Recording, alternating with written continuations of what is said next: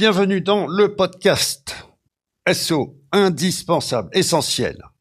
Celui que tu dois regarder pour tout connaître du passé, du présent et du futur. Avec l'incontournable docteur Sylvain Perronnet, le professeur SEO. Bonsoir Sylvain. Salut Laurent. Il y a 15 ans, sur Skype, on se connectait et avec nos Logitech C920, notre son tout pourri, nous enregistrions la première édition de ce podcast. Tout à fait, nous étions plus jeunes. Nous étions plus jeunes, mais nous sommes toujours beaux et peut-être un peu plus sages.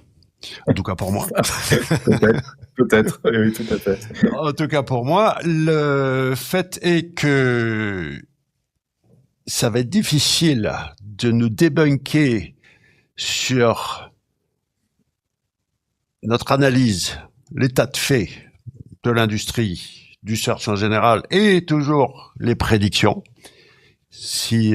Bienvenue à ceux qui veulent essayer de piocher dans les archives, télécharger les transcriptions, les filer à Google Notebook LM et essayer de trouver là où on avait faux. Pourquoi ? Parce que notre recette, elle est simple. On va pas trop parler de ce qu'on connaît pas. Donc, on va essayer en tout cas. Voilà. Donc pour commencer, déjà, avec un petit tour rapide de l'outil indispensable d'optimisation du contenu qui s'appelle Your Text Guru. Je vais le montrer à l'écran vite fait. Pour ceux qui n'utilisent pas Your Text Guru, parce qu'aujourd'hui, il y a 1 milliard de solutions d'analyse, d'optimisation sémantique. Mais il n'y a qu'un seul Your Text Guru. Il n'y a qu'un seul Your Text Guru qui fait que c'est l'optimisation juste, j'avais envie de dire, qu'il faut faire aujourd'hui. J'ai toujours dit, les gars, vous tirez trop fort. Il y a même eu, Google a communiqué récemment sur le sujet que si ça renifle trop le SEO, on-page, pas bon. Pas bon, ouais, c'est pas bon. Alors, quel conseil tu donnerais justement pour faire cette optimisation juste? Pas trop peu, pas trop... Voilà, ce qu'il faut. C'est devenu paradoxalement plus facile parce que avant il fallait du nez surtout pour savoir quand s'arrêter, même si dans les outils, dans Your Text Guru, on donne des scores pour essayer de s'arrêter avant, mais il y a toujours des gens qui avaient du mal à manipuler les outils et qui exagéraient un petit peu, etc. Et en fait, avec l'IA, c'est devenu plus facile. Moi, je dis tout le mot IA dès le début du truc, hein.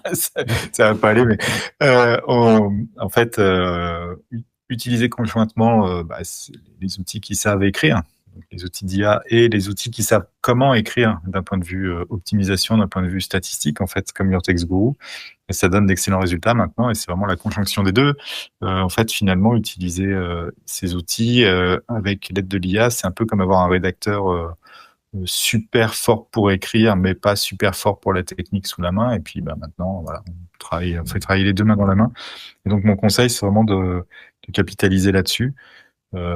Les outils, ils évoluent. Hein. Nous, Your Text Guru, on l'a fait évoluer il y a presque 1 an maintenant, mais en rajoutant justement des trucs liés à l'EAT, etc., qui sont les critères, on l'a vu avec les Google Leaks, qui deviennent les plus importants, au-delà des critères vraiment très statistiques et des métriques qu'on connaît tous depuis des années. Et donc, ce qu'il faut, c'est être vigilant là-dessus, et les outils permettent maintenant de le faire, donc on est de plus en plus assisté. Ça devient difficile, en fait, maintenant, de faire un mauvais contenu. En réalité, quelque part, faut presque s'en foutre complètement pour faire un mauvais contenu. Dès qu'on veut bien travailler, c'est devenu assez facile, en réalité. On en reparlera dans quelques minutes de cette notion de qualité. Mais avant, petite astuce pour ceux qui nous écoutent, puisque en fait, il y en a beaucoup qui... Donc c'était quoi les fameux 2000 mots, je crois, ou je sais pas quoi. Oui, il y a eu toutes les valeurs, ils sont passés au fur et à mesure des années. Ouais. De toute façon. Les 2000, les 10 000, les machins, c'était des fameuses études de corrélation où le gars il a analysé 2 millions de pages et il a conclu que voilà, une moyenne de 2000 mots ou 10 000 mots, c'était bien. Mais en réalité, c'est réellement au début du contenu qu'il faut que tu es super bon.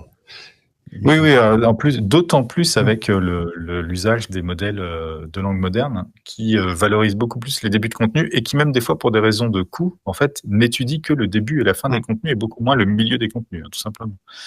Donc non, bien sûr, c'est ça qui compte le plus. Et aussi d'arrêter de croire que plus on en met, mieux c'est. En réalité, ce qu'il faut, c'est mettre la bonne quantité de contenu, surtout pour répondre à l'être humain de ce qu'il attend, quoi. Pas plus, pas moins. L'algorithme, c'est le client. Exactement.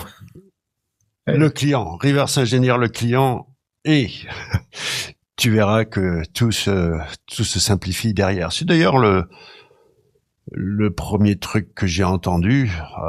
Fais un site pour les humains et le reste suivra début des années 2000. Mais bon, bref. Les gens veulent quand même des astuces, donc ouais, c'est primordial. On page, on va d'abord terminer sur puisque c'est la spécialité du Your Tech Guru, donc le on page, sur la page. Les gars, chill, relax, arrêtez avec vos H3 remplis de mots-clés sur les 18 paragraphes. Dans les 2-3 premiers, c'est bon, fais le job au début et ensuite lâche l'affaire. Voilà, et pour le reste, un contenu bien articulé, qui dit bien ce qu'il a à dire et avec une vraie compréhension de l'angle et l'utilité de la page maintenant, puisque les moteurs modernes sont dotés d'outils capables de détecter ça, quoi. Voilà. Mais c'est sûr que dans ce sport de l'optimisation qu'on appelle la sémantique on-page, l'outil Your Tech Guru a l'avantage quand même de l'ancienneté, d'être la référence. Et effectivement, il y a Your Tech Guru et les autres. La facilité avec laquelle aujourd'hui on peut construire un outil d'analyse, d'optimisation sémantique est dingue. Je me rappelle, je sais pas si tu connais Mind Studio. Oui. Ok. Je teste quand c'est sorti. Je dis vas-y, fais-moi un Your Tech Guru like, quoi. 7 minutes. Est-ce que c'est aussi bien que Your Tech Guru? Absolument pas. Par contre, c'est gratuit. Enfin, c'était gratuit. Et puis, surtout, c'était ce que je dis toujours, c'est si tu t'en sors avec ton chat GPT à 20 balles ou ton My Studio à 0 ou machin, et que ça marche, tant mieux pour toi. Maintenant, si ça marche pas, alors effectivement, faut peut-être aller voir plus loin. Après, c'est toujours un truc, c'est les gens ont tendance à confondre pour tous les outils les fonctionnalités et la technique qu'il y a derrière les algos. En réalité, sortir une liste de mots, on peut dire que n'importe quoi un outil sémantique, si ce qu'on considère être un outil sémantique, c'est sortir une liste de mots, en fait. La question, c'est pourquoi on choisit les mots et à la marge, quelle est la différence? C'est assez amusant. Je ne vais pas donner d'autres noms d'outils parce que c'est vraiment pas mon genre. Je pense que tout le monde le sait, mais on voit que la plupart des gens qui font de la génération de contenu de manière sérieuse, les plus gros en fait utilisent notre data plutôt que celle des autres, parce qu'en fait le petit delta que ça donne en termes d'avantages, quand tu crées des dizaines ou des centaines de milliers de textes, il se voit en réalité. Il se voit beaucoup. C'est ça qui fait le truc. Tu me l'avais dit, c'était dans une discussion en DM. J'avais envie que tu le dises, mais je vais le dire à ta place, puisque c'est ce que tu penses. Effectivement, c'est facile de prendre les 5 à 10 algorithmes, machin, et puis cracher des listes de mots issus de là où tu peux les trouver. Ensuite, par contre, ce que la tribu Perronnet a su faire, et c'est ces fameux algorithmes propriétaires, c'est ta propre tambouille, c'est là que tout change. Et quand on commence à faire ce sacré volume, c'est-à-dire c'est pas la même de se faire un petit outil pour son site ou pour son industrie, son petit coin du web, ou faire quelque chose de généraliste, où à la marge, les 1 à 5% de différence sont monstrueuses.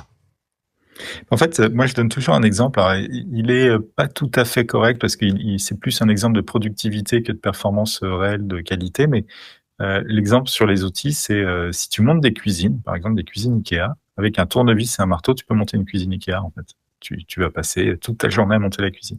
Si t'as que des bons outils, visseuse, machin et tous les trucs de compète, en fait, tu le fais en 3 heures. Et la réalité, c'est que bien sûr, si t'en as qu'une à faire, ça n'a aucune importance tout ça. Mais si ton métier, c'est de faire ça à la journée, toute l'année, Hum. en fait, il y a une différence entre celui qui fait une cuisine par jour ou tous les 2 jours ou toutes les semaines et celui qui en fait plusieurs pendant le même pendant le même temps de travail. À la fin de l'année, il y en a un il y en a un, il n'a pas la même boîte que le premier, quoi, voilà, tout simplement.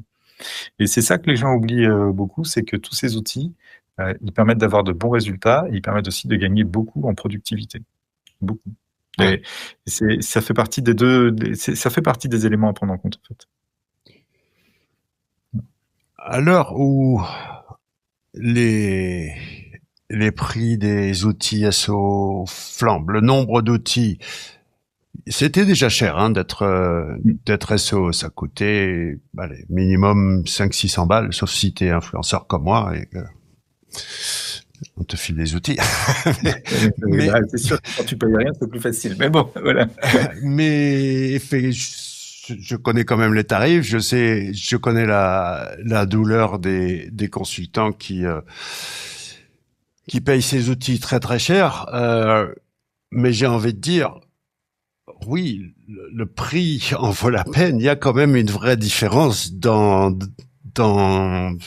cette notion de qualité. Elle est pas juste marketing. En tout cas, dans les outils que je connais, ceux que je recommande. Oui, tu prends un YourTech Guru, tu prends un Systrix, tu prends un S-Observer, tu prends des ou après bon SEMrush là c'est encore un Il y autre a un autre niveau. débat autour de SEMrush, mais oui. Là c'est plus, je sais même plus si on peut parler d'outils là. Quand combien ils ont été rachetés par Adobe là, 1,6 milliard, un truc comme ça. Ouais, un 4 ou un 6, je sais plus. Enfin, beaucoup. Tu sais que j'étais Voilà. le premier client de SEMrush. Ah ouais, bah, écoute, tu vois. Euh, que j'étais, ouais, donc quand j'ai connu Alex au tout début, le Dirty Secret de SEMrush, c'est un plugin, une extension Chrome qui s'appelle SO Quake, qui te suçait la data comme bon, j'allais faire une analogie Donc, on du ne bois voit de pas faire, Boulogne, oui. mais bon, bref. Voilà. Et oui, il a construit son outil grâce à tous les gens qui installaient SO Quake. Et puis, il se dit, bah voilà, bravo Alex, 1,6 ou 1,4 milliard. Ah oui, c'est une sacrée prouesse à une époque où les outils SEO ont plus de mal à fédérer autour d'eux quand même, hein, parce qu'on peut, voilà, ils sont utiles, ils sont tout ça, et je pense que la plupart des gens qui ont vraiment un bon niveau d'expertise le savent, sont convaincus, mais on voit que de plus en plus dans les arbitrages, il y a beaucoup d'outils qui perdent en utilisateur. Je pense tous en fait. Je pense que tous les outils perdent en utilisateur aussi parce que ça c'est un autre souci. Notamment par exemple en France, la communauté SEO est en train de se rétrécir. Il y a moins de monde dedans, donc ça c'est un autre problème. Mais oui, les outils ont un peu de mal. Euh, et ce qui est amusant, c'est qu'on commence à voir au fur et à mesure un tri qui se fait en fait avec certains qui disparaissent, qui étaient voilà, parce qu'en fait, ils étaient sur des bases pas très sûres, souvent avec des coûts opérationnels très forts, hein. Si les prix ont autant augmenté des outils SEO dans les dernières années, c'est parce que les prix des infrastructures ont augmenté et grâce à nos amis qui font de l'IA en Californie et tout, ou ailleurs. Et que quand t'as pas assez de clients et que tes algos sont pas très bien implémentés, même s'ils sont bons d'ailleurs, tu peux pas survivre hein, parce que tes coûts opérationnels sont beaucoup trop grands. Passons à la partie la plus méconnue, dont personne ne parle jamais, toi y compris. On va juste citer vite fait que ça existe, parce que rien que le nom, j'adore. Oui, alors Babar, Babar, l'autre outil en fait dont une grosse partie de la data maintenant est mise dans Your Text Guru pour ceux qui en ont besoin à petit niveau. Babar, c'est d'abord un crawler web, donc c'est c'est un des plus gros crawlers européens. J'avais mis sur les réseaux des stats où on se comparait à d'autres, etc. Et en Europe, il y a que Yandex qui est au-dessus de nous, en fait, dans les moteurs européens, parce que c'est un moteur européen, Yandex quand même, même si il est russe. Il opère en Europe beaucoup, notamment en Europe de l'Est. Et en volumétrie, il est au-dessus de nous, mais très gros crawler qui nous permet de faire des calculs de métriques de type PageRank, etc., avec anti-spam, tout ça. Babar, c'est un outil qui est assez particulier d'un point de vue commercial, parce que bien sûr, il est moins connu. Et en réalité, la quasi-totalité de l'utilisation, 99% de l'utilisation, c'est l'utilisation API massive avec des gens qui ont des comptes qui bombardent, qui font des centaines de milliers de requêtes à notre API en permanence, des plateformes, par exemple, de vente de liens qui s'en servent pour estimer la valeur des sites qui sont chez eux, etc. Voilà, c'est un usage qui est beaucoup plus niché sur des très grosses volumétries. En fait, c'est un business d'API. Mais sans aucune surprise, les crawlers, principalement, leur business, c'est de vendre de la data en masse.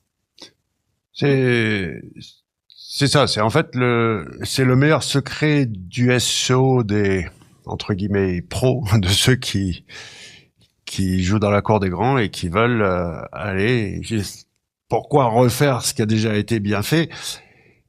Dans le sens où, historiquement, il y avait Majestic qui est le plus vieux du point de vue donc là on parle de crawler les liens, les backlinks. Mais Majestic, après c'est une métrique comme une autre, c'est un indicateur. Si on sait l'utiliser, il peut continuer à être utile. Le meilleur ennemi de Majestic, c'est Ahref, à qui j'ai toujours reproché d'être un opaque. On n'a jamais... Qu'est-ce qu'il y a à l'intérieur? Qui sait? Je sais pas. Ils ont commencé à être un peu plus communicants et draguer quelques SEO, mais très longtemps, ils se sont crus tellement supérieurs qu'ils n'avaient pas besoin de faire de la com. Alors que Perronnet, je le connais, Dixon Jones, je le connais. Bref, moi j'aime bien connaître les gens derrière les outils. Tu vois, Alex de SEMrush, tout ça. Et puis toi, t'étais arrivé un peu donc nouveau, avec le désavantage de pas avoir l'historique, mais aussi avec l'avantage d'avoir cette nouvelle vision sur le backlink.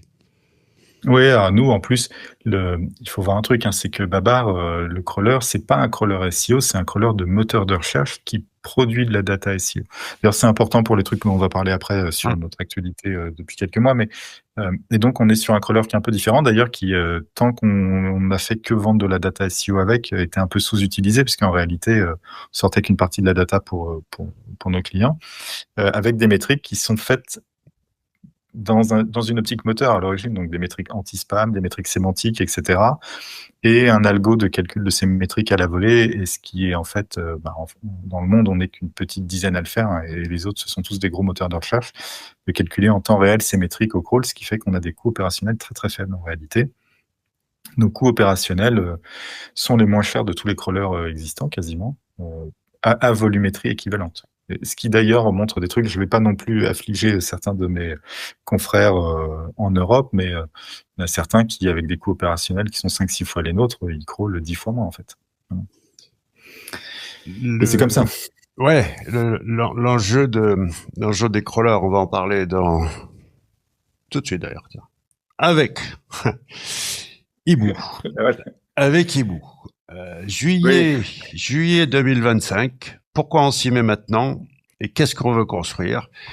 Un moteur de recherche à l'ère de l'IA. Et surtout, un pilier, la qualité de l'information. C'est marqué là. Ouais. Définir ce qu'est la qualité d'une réponse n'est pas forcément une évidence. Aujourd'hui, ce qui est mis en avant dans les moteurs, c'est la qualité des pages renvoyées, c'est-à-dire la qualité des sources. C'est important, mais ce qui compte avant tout, c'est la qualité de la réponse. Et on peut mal répondre, même en se basant sur des sources de qualité. C'est vrai. Alors, il faut que je raconte toute l'histoire de Hibou pour expliquer pourquoi, comment, parce qu'en plus, les gens, ils sont toujours très surpris quand on dit qu'en 2025, on se met à faire un moteur de recherche. Il y a quand même une partie des gens qui sont assez sceptiques. Pour remonter l'histoire, je pense que tous ceux qui ont suivi les podcasts depuis tant d'années savent très bien que j'ai été chez Quant pendant un certain nombre d'années. Et je voulais mettre des trucs en place, ça n'a pas été fait. Bon, bref, je suis parti de chez Quant et on a monté Babar. Et moi, j'ai toujours voulu revenir mes premiers amours, qui est de faire des algos pour les moteurs de recherche. Et pendant plusieurs années, j'étais sur autre chose et je pouvais pas tout à fait en plus refaire. Voilà. Bon, bref, il y avait plein de raisons. Et puis les moteurs SEO étaient, voilà, on créait des nouveaux outils pour le SEO qui au début ont eu une croissance assez conséquente, donc on était occupé à autre chose. Et puis, je pense qu'il n'a échappé à personne qu'il y a quand même un truc qui a changé le monde dans lequel nous vivons il y a quelques années, qui est l'irruption des modèles de langue basés sur le mécanisme de l'attention, donc vraiment un truc qui est quand même assez exceptionnel, avec ChatGPT en tête, et que ça a quand même changé la vision qu'on avait de beaucoup de choses, y compris de comment la langue se traitait de manière informatique. Et c'est là où on a commencé à se rendre compte que beaucoup de choses qu'on envisageait de faire pour refaire un moteur, ce qui avait toujours été une idée que j'avais dans la tête, et pour lesquelles il fallait beaucoup d'argent et donc mettre beaucoup de choses en place sur le long terme, eh bien, pouvaient être faites de manière accélérée avec des nouvelles idées, dont une idée, par exemple, qui est assez étonnante, qui va être assez iconoclaste dans ce que je vais dire. Les gens vont dire, il est complètement fou. Google, Bing, tels qu'on les connaît historiquement, je ne parle pas des nouveautés qu'il y a maintenant, mais ce ne sont pas des moteurs de recherche, par exemple. Ce sont des moteurs documentaires. Ils renvoient des documents, ils renvoient des pages web, mais ils ne renvoient pas des informations. C'est à nous de nous démerder pour trouver l'information après, dans ce qu'ils renvoient. C'est comme un bibliothécaire qui dirait, tu veux savoir un truc, bah démerde-toi, c'est dans tel bouquin, mais il faut que tu le lises toi-même. Et donc, la question, c'est comment est-ce qu'on peut faire pour faire des moteurs de recherche basés sur l'information. Alors bien sûr, si on demande à un LLM de lire un livre et de nous l'expliquer, il restitue de l'information. Et pour ça, il doit faire plus que... Enfin voilà, il fait un nombre de tâches qui sont assez complexes et qui doivent être très guidées. La question qu'on s'est posée, c'est est-ce qu'on peut faire un moteur qui directement va référencer de l'information. Donc l'index, c'est pas un index de page web, en fait, même s'il existe un index de page web, mais c'est un index d'information. Et donc, on s'est posé la question de est-ce que c'était faisable? Oui, c'est faisable. Preuve, on est en train de le faire. Et donc, l'idée, c'était de faire un moteur différent. Et ça change tout, en fait. Ça change tout. C'est rendu possible par quelque chose, c'est qu'il existe des très gros modèles qui ont été fabriqués par des gens, qui ont mis des centaines de millions ou des milliards pour les fabriquer, et que ces modèles, ils encapsulent une partie du comportement humain, et donc on n'a plus besoin d'utiliser la data humaine comme Google l'a fait pendant tant d'années sans nous le dire, ou en disant qu'il ne le faisait pas, en tout cas. Voilà. Et donc, on arrive à un moment donné où il est possible de faire, quand on a une bonne vision algorithmique, des moteurs d'un type nouveau qui probablement peuvent répondre de manière aussi bonne. Et c'est dingue parce qu'on fait des tests en ce moment. Nous, on a annoncé à un moment donné, mais ça fait quelques temps qu'on travaille. On en est déjà au stade où on teste nos algos de ranking, etc. Et on a des résultats. Et je vais dire un truc qui paraît complètement incroyable. Actuellement, ce qu'on obtient comme résultat est tellement au-dessus de ce qu'on pensait obtenir qu'on est en train de refaire tous les benches en continu parce qu'on essaye de comprendre comment ça se fait qu'on a des résultats aussi bons sur certains trucs. Alors bien sûr, ils sont pas bons partout, hein, je veux pas faire croire, mais sur certains points, en fait, on a des résultats qui sont très au-dessus de ce qu'on avait anticipé et on ne comprend pas pourquoi. Voilà. Et donc, on a décidé de pivoter parce que nouveaux algos, c'est excitant, etc. En même temps, le SEO, c'est un sujet qui est moins dans le cœur des gens, qui est devenu, voilà, il y a plutôt une décroissance du secteur. On se dit que c'est le moment de se lancer. Ce que les gens ne comprennent pas sur Sylvain Perrodet, c'est que, alors, tout le monde a compris qu'il était très intelligent, mais il est surtout très malin. Et il a une expérience donc dans le SEO, il a travaillé avec un moteur de recherche, et puis il regarde, il dit, OK, tout ce qu'il faut, c'est un mec avec une idée, sauf que, bien sûr, si tu connais rien, c'est plus compliqué de partir de zéro et se dire, on va faire. Mais effectivement, dans un secteur où il y a très peu d'entrants, et puis, si ton objectif c'est pas d'être un Google killer, mais plutôt d'être acheté par Google ou un autre, peu importe, ou que ensuite de même ce truc de 1%, 2%, 3% de part de marché du search, c'est monstrueux, c'est des millions, c'est des dizaines de millions de requêtes. C'est ça que les gens ne comprennent pas. C'est-à-dire que t'as pas besoin de vouloir prendre toutes les parts de marché ou d'être un Google killer. Mais pour être même un truc, les gens se rendent vraiment pas compte de l'échelle. Hein. Quelques pourcents en France, c'est des dizaines de millions tous les ans. Oui. Voilà. Oui, ça Oui. je l'avais bien compris à l'époque de Quant. C'est maintenant, c'est sûr que à l'époque, j'en ai parlé avec Eric il y a quelque temps, où là où ça coûtait 100 millions à l'époque, maintenant avec 10 millions, ou à l'époque, au moment où j'ai discuté avec Eric, ça devait être 10 millions. Maintenant, peut-être qu'avec 5 ou 2, tu peux avoir l'équivalent. Mais est-ce que l'essentiel, mis à part les algos, d'ailleurs, le fameux problème de cette galaxie de SSD pour héberger tout ça. Est-ce que Ouais, ça ouais, représente encore le cœur du défi d'un moteur de recherche?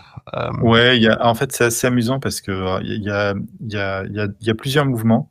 Euh, alors, je vais être obligé d'expliquer pas mal de trucs, mais euh, la première chose, c'est que déjà, l'avantage de travailler sur l'information plutôt que sur les pages, c'est qu'en fait, on processe les pages au moment du crawl pour en enlever une partie. En fait, on n'a pas besoin de toute la. En fait, comme on garde l'information et pas les pages, on peut dépioter les pages de ce qui n'est pas utile, ce qui n'apporte pas d'information. Et en plus, ça permet de faire de la recherche plus rapide derrière. Et donc, en réalité, les index ont tendance à être beaucoup plus petits dans les moteurs de recherche plus modernes. Et donc, on va avoir des index qui vont être 2, 3, 10 fois plus petits et qui vont avoir un niveau de qualité de réponse qui sera probablement meilleur que des index 10 fois plus gros.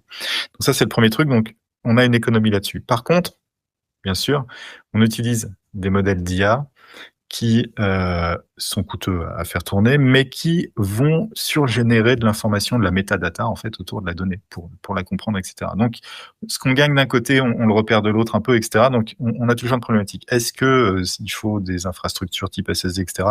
Plus compliqué que ça en fait. C'est une infrastructure très hybride avec une partie en mémoire, une partie sur des disques rapides, une partie sur du disque. Mais l'un dans l'autre, il faut moins d'infra qu'avant. Mais les infra coûtent beaucoup plus cher. Ouais. Par contre, il y a un truc qu'il faut comprendre, c'est que les modèles d'IA, les gens ne comprennent pas forcément ce qu'est un modèle de langue. Un modèle de langue, c'est une vision compressée du langage ou de la sémantique. Et donc, il y a de la compression au cœur des modèles. Et ça, par contre, ça permet de faire des économies dantesques parce que toute une partie de signaux qu'on calculait avant de manière très laborieuse et qui nous obligeait à stocker de l'information juste pour les signaux, par exemple anti-spam, etc. Aujourd'hui, cette information, elle peut être compressée dans un modèle fabriqué spécialement pour, et ça, c'est beaucoup plus petit. Et donc, l'un dans l'autre, on est plutôt sur une diminution des infras nécessaires pour un moteur, dans un contexte où les prix de l'infra ont pris 30 ou 40% par contre. Ouais, j'ai vu la flambée de la RAM. La RAM, par exemple, c'est dramatique, Ouais. ce qui fait que tout le monde se met à utiliser des mini-modèles en production. Plus personne n'utilise des gros modèles. On va parler, quantisation, on va parler justement du futur du LLM, si j'ai aussi ma petite idée là-dessus et mon projet perso. Mais j'ai encore 2-3 questions sur le moteur de recherche, et sur Ibu en particulier. Si je me souviens bien, tu me dis, ouais, non, mais on peut toujours pas savoir, sélectionner ce qui est bon, c'est-à-dire on doit crawler quand même assez large, mais Toujours. comme tu viens de le dire, on jette, principe de Pareto, on jette 80% de ce qu'on crawl, voire plus. C'est une question dont on a déjà parlé par le passé, une question dont j'ai parlé avec Eric Landry, avec Dixon Jones. Le web, donne-nous une idée de quelle est la taille du web? Qu'est-ce que c'est que le web réellement? Objectivement, c'est un truc, je suis incapable de dire la taille, c'est en milliers de milliards de pages, c'est sûr. Oui, déjà, comment tu le calcules? En pages, en Si on octets, raisonne ouais. en site, en fait, c'est plus facile de périmétrer. On pourrait presque compter avec les registrars et tout. En fait, on pourrait réussir à faire des estimations. Par contre, en page, c'est dantesque. Euh, et objectivement, si on parcourt une page sur 1000 ou sur 10 000 du web, c'est le bout du monde quand on a un crawler de compète. Et si sur ces pages-là qu'on a parcourues, on en garde une sur 100, c'est déjà pas mal. Mais à mon avis, pour Google, par exemple, on estime que ils sont plutôt à une sur 1000 de conserver. Donc, on garde quasiment rien. Le vrai problème d'ailleurs, c'est d'estimer, de prédire en fait ce qu'il faut aller voir et pas aller voir, parce que tous les crawlers sérieux en fait font ça. C'est on décide. Alors c'est là où il y a une vraie différence entre un crawler SEO et un crawler de moteur de recherche. Un crawler SEO, il crawl les pages des clients des outils SEO. Voilà. Dès qu'on a des clients, on sait qu'il faut aller voir leur site. Un moteur doit découvrir le web pour trouver des nouveautés. Et en fait, savoir ce qu'il faut pas aller voir, c'est le plus dur. Enfin, en permanence, on a de l'information qu'il existe des nouvelles pages. Quand est-ce qu'on décide d'aller les voir? Quand on en a vu certaines, quand est-ce qu'on décide d'aller les revoir? Quand est-ce qu'on décide d'aller voir les pages vers lesquelles elles font des liens?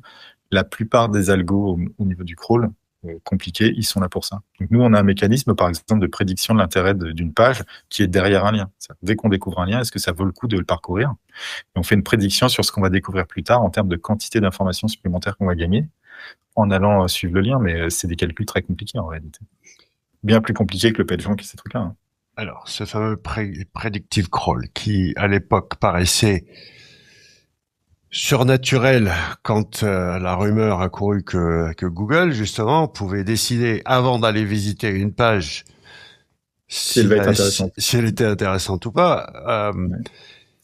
Mais sans aller dans le détail, ce truc d'échantillon, tu visites la page d'accueil, tu visites quelques pages et ensuite tu vas décider si le reste vaut le coup ou pas, en gros. Alors pas que, parce qu'en fait tu peux aussi décider par rapport à comment les liens sont faits, si probablement il y a une vraie information qui se cache derrière le lien. Donc on quantifie aussi par rapport au... Donc c'est entre deux sites qui sont différents. Et d'ailleurs c'est assez amusant parce que la manière dont on détecte la plupart des sites de vente de liens, c'est comme ça. Hein.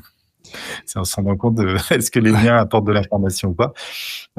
Je pense que pour Google, c'est facilité à l'époque. Google a eu une vraie bonne idée, bien au-delà du PageRank, etc., qui était de dire que la sémantique de l'encre d'un lien était transférée à la page qui reçoit le lien. Et en fait, ça a beaucoup aidé, je pense, pour le crawl prédictif, avec l'adéquation sémantique entre la page et l'encre du lien. Et avec ça, ils ont pu apprendre, je pense, beaucoup de choses. Et en fait, la plupart des gens qui font du crawl prédictif, c'est plutôt ça qu'ils utilisent. C'est l'espèce de dissonance cognitive qu'il y aurait à parcourir un lien qui ne serait pas intéressant. Je sais plus si c'était l'an dernier ou l'année d'avant où tu expliquais que tu as changé même toi ta manière, parce qu'il y a aussi le côté éditeur de site du clan Perronnet. Où en gros, ce que tu disais, c'est que non, aujourd'hui, c'est pas comme avant d'y aller doucement. Tu dois aller all-in et faire le meilleur contenu de l'univers. Si tu fais que 30 pages, il faut qu'elle soit extraordinaire et puis il faut les meilleurs liens de l'univers dès le départ. Que t'envoies la purée dès le départ. Et pas y aller tranquille pépère, faire ta page à propos en 5.5 avec ChatGPT. Non, tout nickel. Il faut faire un vrai lancement dans les règles de l'art dès le début. C'est ça, ouais, tout à fait. C'était pas forcément la pratique des SEO qui avait tendance à être beaucoup plus conservatif et en mettant les moyens au fur et à mesure que ça avançait, quoi. Et donc non. Par contre, je le dis en passant, mais on a arrêté complètement notre activité d'éditeur. On garde que les quelques sites plaisir qu'on avait. Tous les autres, on les a fermés. C'est en fait. C'est en fait, allez, je vais me permettre un petit tacle aux SEO qui ont fait all-in sur un truc qui s'appelle GPT-4. Et moi, je les ai regardés faire et j'ai dit, les gars, tout ce que je sais, c'est que ce qu'on a aujourd'hui, ça sera préhistorique dans 12 mois. Donc, je vous observe. Je rentre pas dans ce jeu-là. Et puis, effectivement, GPT-4, ou alors il va falloir refaire t'as joué à battre le record du monde de production de pages et bah, c'est effectivement préhistorique. Après, il y a toujours eu un courant churn and burn, comme on dit dans le SEO.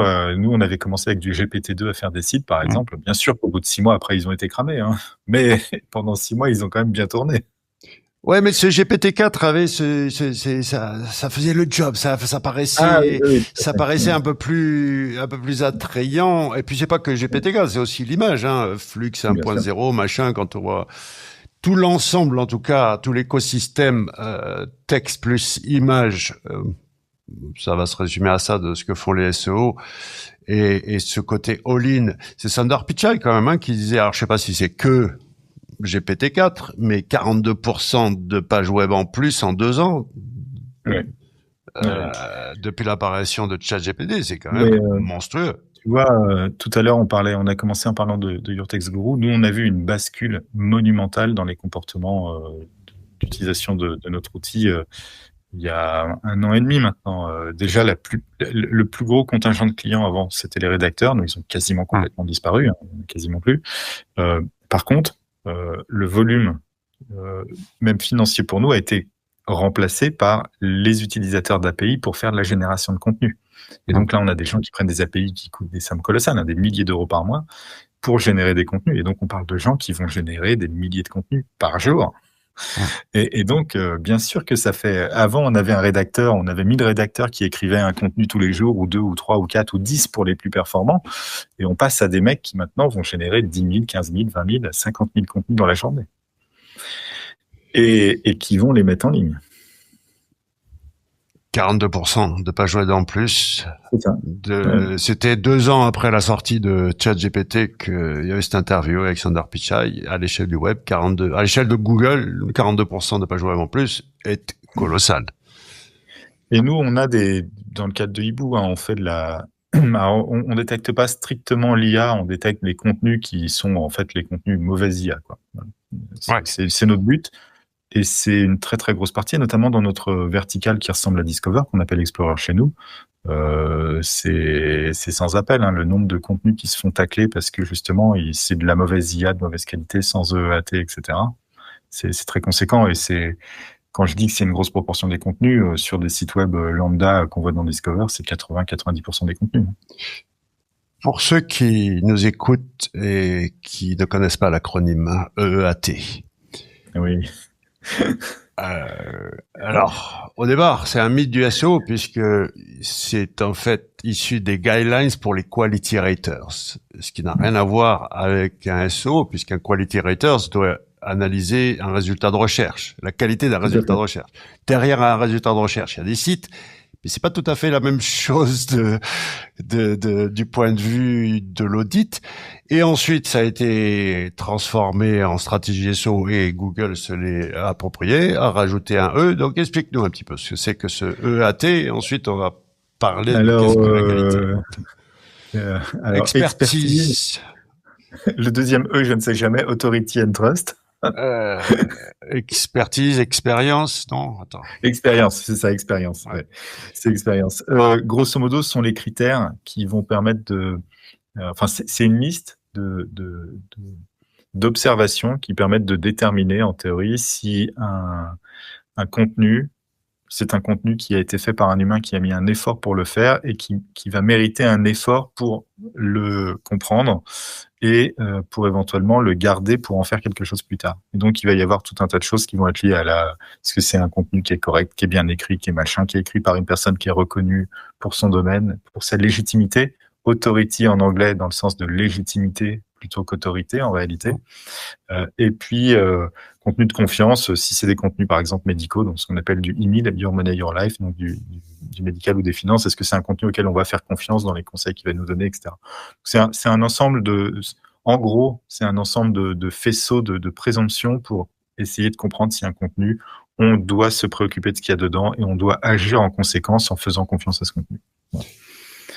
C'est ce que devraient être tous les contenus, parce qu'en fait, quand on écrit un contenu, normalement, on l'écrit dans un but qui est noble, pour filer une information qui va être utile aux gens, et normalement, c'est ça qui est censé repérer cet ensemble d'observations. Et à partir on ne sait pas trop quand, mais il y a 3 ans peut-être, Google a commencé à industrialiser des modèles, type modèle de langue, pour déterminer la qualité des contenus qui sont très très proches de ce qu'est le EAT. Et en fait, les LLM sont très très forts pour faire ça. Et chez Google, c'est plus que des LLM puisque ce sont des modèles qui vont encapsuler aussi le comportement des utilisateurs qu'ils ont grâce à leurs algos type NavBoost, etc. Et qui vont prendre en compte également l'UX d'un site, etc. Donc en réalité, Google a créé des modèles plus compliqués que des modèles de langue qui comprennent la qualité globalement dans l'idée d'essayer de comprendre la perception qu'a un être humain de manière instinctive, intuitive de la qualité d'un site web. Quand on va voir un site web pour la première fois, on le regarde une demi-seconde et on sait si on lui fait confiance ou pas, on sait si on apprécie le site web en réalité, avant de vraiment le lire en détail. Et le but de ces modèles que Google a créés, c'est de comprendre ça. Maintenant, c'est bien joli tous ces trucs, les Google Leaks, NavBoost et tout ça, mais 2009, SO Campus à Paris, j'ai fait une conférence sur le person rank. Ce que j'appelais le person rank, c'est-à-dire voilà, ces signaux de confiance envoyés par l'utilisateur. Donc maintenant, c'est pas pour faire les vieux contes, c'est les deux marionnettes du Muppet Show là au balcon. Mais honnêtement, et je crois que je sais plus où tu le disais, c'est qu'une question de pondération. Tous ces trucs-là, on savait. Mais pourquoi, je dis toujours, pourquoi travailler bien comme il faut alors que ça marche en faisant le quart de la moitié n'importe quoi? Ouais, en fait, c'est des signaux qui dans l'esprit sont très anciens, mais qui bien sûr ont c'est toujours pareil, c'est comme la détection des contenus générés de manière automatique. Les contenus qu'on faisait il y a 15-20 ans n'ont rien à voir avec ceux qu'on génère automatiquement maintenant. Et les algos étaient aussi assez nuls, en fait. Donc, au fur et à mesure il y a eu une progression technique, des signaux qui étaient plus minoritaires, en fait, qui étaient des bonnes pratiques que Google essayait de pousser plutôt en faisant peur aux gens qu'en vraiment les surveillant, et ils ont été capables de les surveiller. Aujourd'hui, un LLM, ça se substitue à un être humain, en fait, pour le jugement. Avant, il fallait des milliers de quality raters. Maintenant, il faut des milliers d'instances de LLM qui tournent. C'est beaucoup moins cher. Même si faire tourner des LLM, ça coûte cher, c'est moins cher de faire tourner une machine avec un TPU qui consomme 100 watts que de nourrir un quality rater qui note des sites. Et donc, c'est possible d'industrialiser, en fait, ce qu'il était compliqué de faire avant. Pour donner une petite astuce à ceux qui veulent se lancer dans la production de pages, ou hier dans mon live, quelqu'un dit je veux démarrer un blog d'affiliation. J'ai soupiré. Je dis ok, déjà si ton grand concept révolutionnaire c'est un blog en 2026, je te souhaite bon courage. Mais quand je vois ces sites où une jolie image IA d'une personne, un prénom, un nom, une bio, de faire clic droit, ok, tu sélectionnes prénom plus nom, rechercher avec Google et tu regardes s'il y a une footprint, si cette personne existe. Je dirais c'est quelque chose qu'on pouvait s'en passer avant, mais je vois pas comment aujourd'hui on peut s'éviter de. C'est aujourd'hui très facile de mettre en place des personas qui ont une certaine consistance sur le web. En fait. Voilà. C'est facile. Il faut s'en donner la peine. C'est de pas le faire est une faute grave aujourd'hui. Mais en réalité, on sait très bien ce qui va se passer. C'est que aujourd'hui, quelques personnes le font parce qu'ils ont compris le truc et donc ça marche. Voilà. Et un jour, des gens vont commencer à faire des outils pour l'automatiser et ça va marcher. Puis après, à un moment donné, ce sera plus difficile. Puis c'est un cycle, comme toujours. Mais le grand public, la grande masse des gens du métier vont pas le faire en fait, parce que ça reste qu'un métier qui est un truc qui est fait un peu en semi-dilettante souvent. C'est comme tout le reste. Ensuite, effectivement, cette footprint, ça sera les spots facilement spammés qui seront repérés et qui ne compteront plus. Et donc, est-ce que tu arriveras à rentrer dans Google Scholar? Tu sais que je suis dans Google Scholar? Ah, écoute, heureusement. Non, mais attends, je vais le montrer quand même, parce que ça, c'est rigolo. Il y a Prescription aujourd'hui.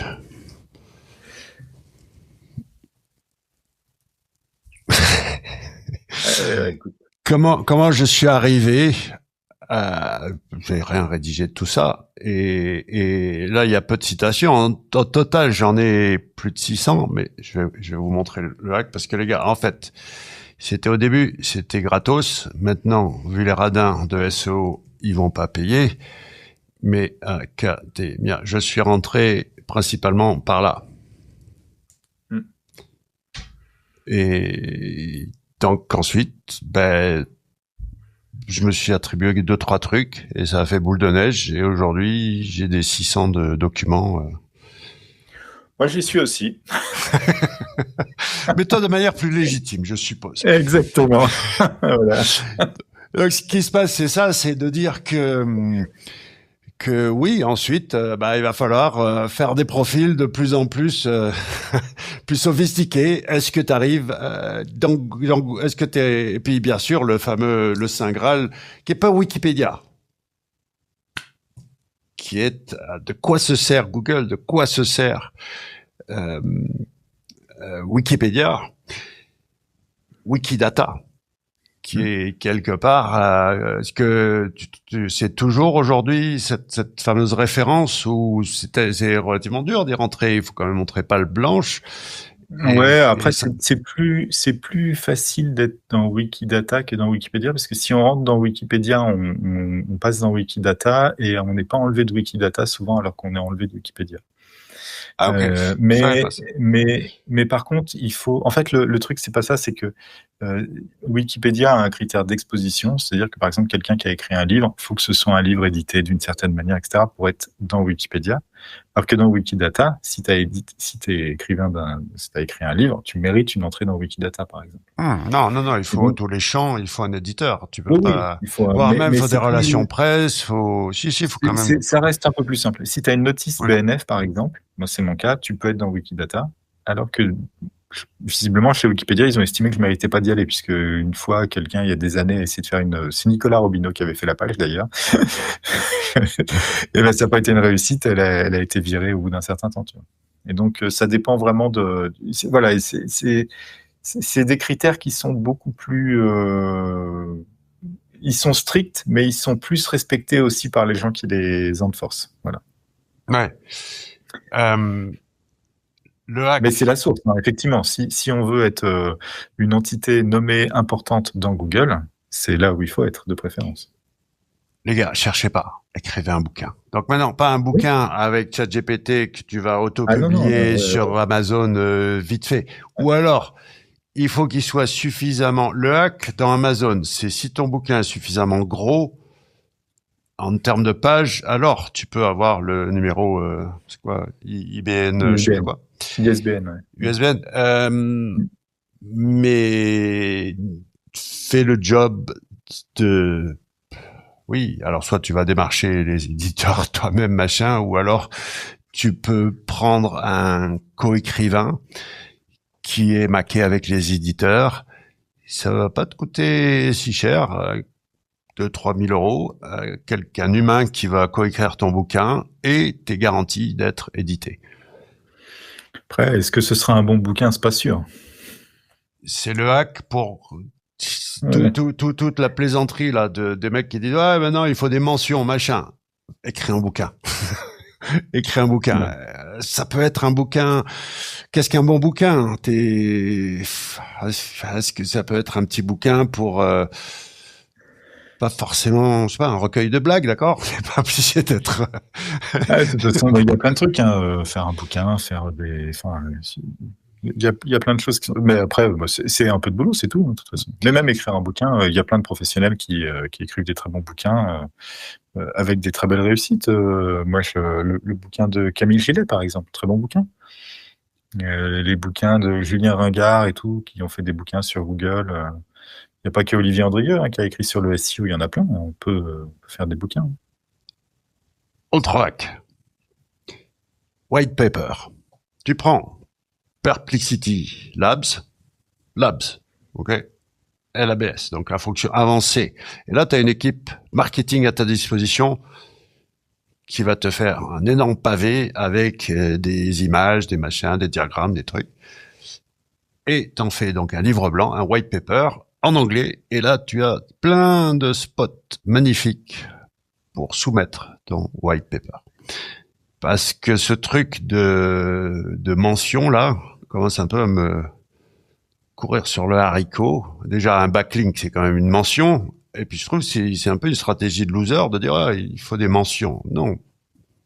Fais quelque chose de valable plutôt que... Et c'est-à-dire, la mention, c'est normalement la conséquence d'un certain travail. Après, oui.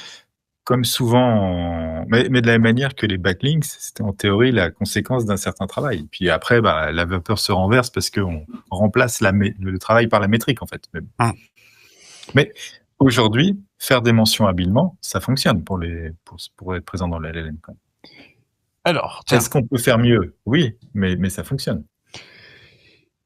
est-ce que le géo, donc apparaît dans déjà attention, tout le monde confond Perplexity et ChatGPT, pas tout à fait la même chose, mais tu vas nous l'expliquer ça. Mais d'abord, tiens, partons de là. Il y a Perplexity. Euh, En France, vous avez toujours pas Google AI Mode? Non.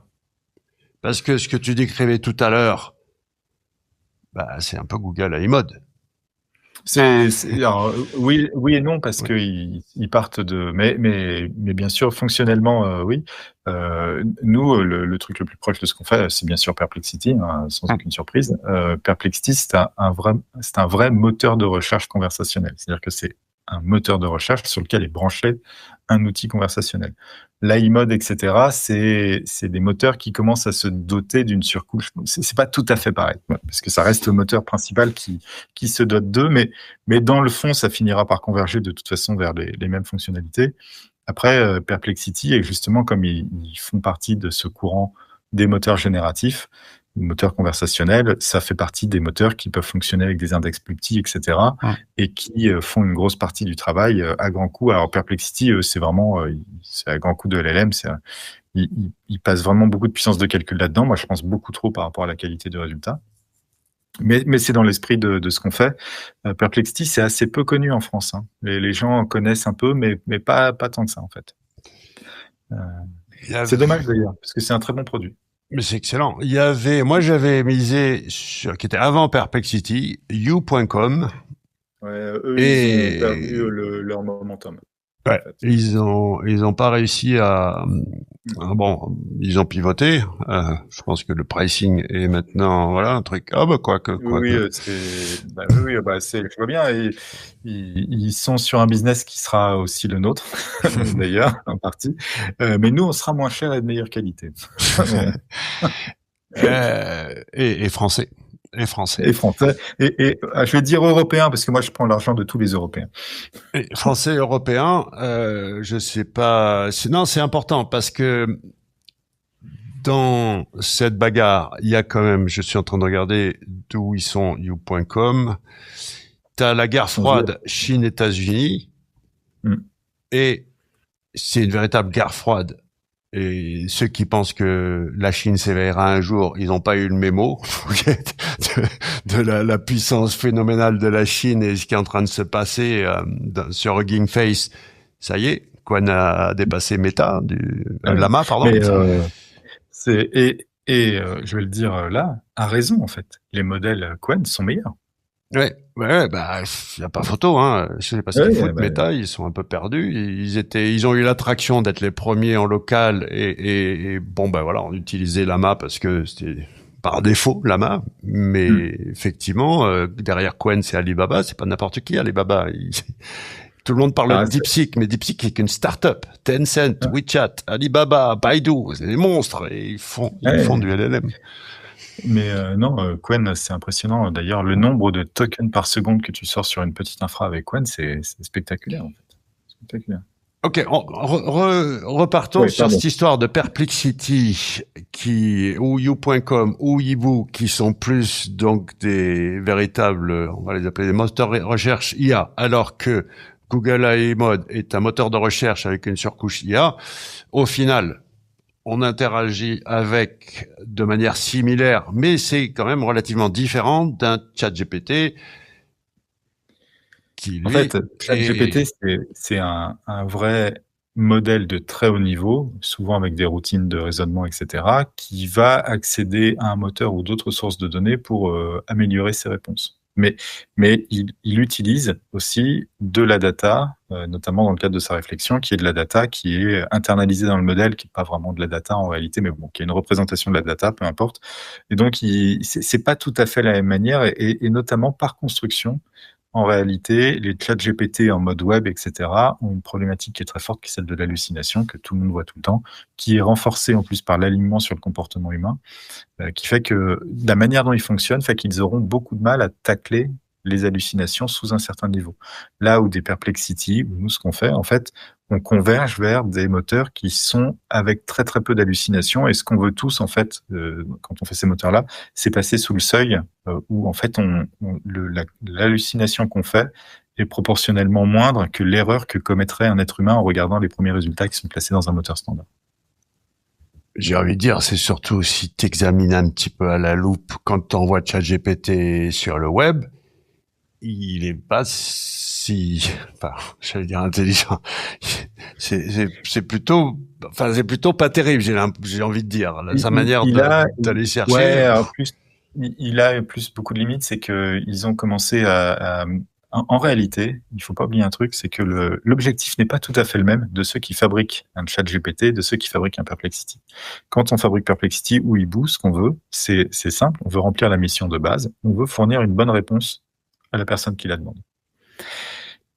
ChatGPT, c'est pas ce que veut faire Sam Altman. Sam Altman, il veut faire une machine qui réfléchit toute seule et qui sera plus intelligente que les êtres humains. Et donc, il y a des routines de raisonnement automatique et notamment, dans le cadre de la recherche web, la machine doit réfléchir elle-même à tout ce qu'elle doit faire de bout en bout. Et elle est moins forte que l'être humain en réalité, qui conçoit des algos plus stricts, ceux qu'on va trouver dans un Perplexity ou un Hibou, etc. Donc, de fait, le cheminement de pensée pour chercher l'information est moins bon dans un ChatGPT. Le rêve de Sam Altman et compagnie, c'est qu'ils finiront par réussir à s'élever au-dessus de l'être humain. On peut en discuter pendant des heures. Pour l'instant, je n'y crois pas. Voilà. Mais on peut en discuter. Hein. Et alors que nous, on dit, comme on n'y croit pas, on va faire autrement. En fait, tout simplement. Je ne crois même pas à OpenAI. Ma prédiction est qu'ils vont pas. Alors, là-dessus, c'est la prédiction peut-être la plus audacieuse qu'on fera aujourd'hui, c'est de déterminer dans combien d'années on pense que OpenAI disparaîtra d'une manière ou d'une autre au profit de plus gros. Moi, je suis prêt à annoncer un nombre d'années, Laurent, mais je vais me tromper probablement, mais je suis prêt à annoncer un nombre d'années. Voilà. Vas-y d'abord, moi après. Bravo, c'est le chicken contest, ça. Moi, je dis 3-4 ans. Eh ben, écoute, moi, je vais dire exactement la même chose, 2030. Pourquoi? Parce que il y a une data supplémentaire qui est arrivée. Ma prédiction, enfin, mon explication sur OpenAI est très simple. C'est que ils ont l'avantage d'être le premier entrant sur le marché. C'était le premier chatbot IA. Super, tu parles à une IA comme tu parles à ton cousin, génial. Sauf que cet avantage marketing du premier entrant, il dure qu'un certain temps, et surtout sur le territoire internet, sur le numérique, on n'est pas si fidèle que ça.